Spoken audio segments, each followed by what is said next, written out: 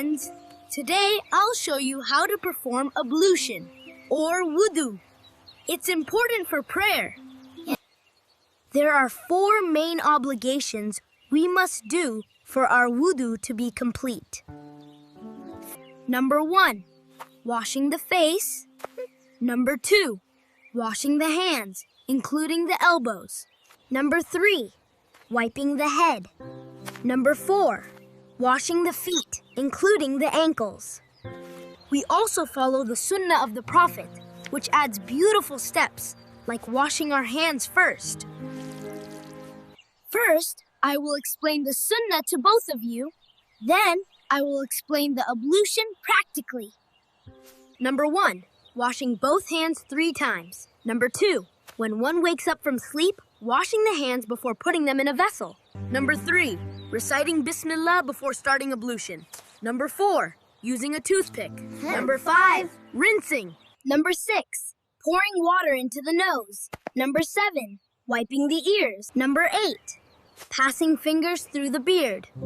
Number 9, passing fingers between the fingers. Number 10, washing each limb 3 times. Number 11, wiping the entire head.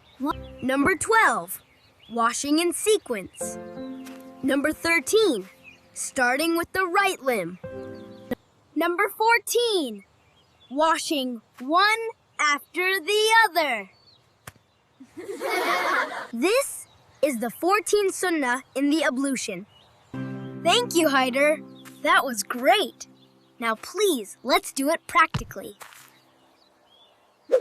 Why not, friends? Come with me to the mosque and I'll practically do it for you. Come on, Jamil, Yaqoob. Let's make wudu for prayer.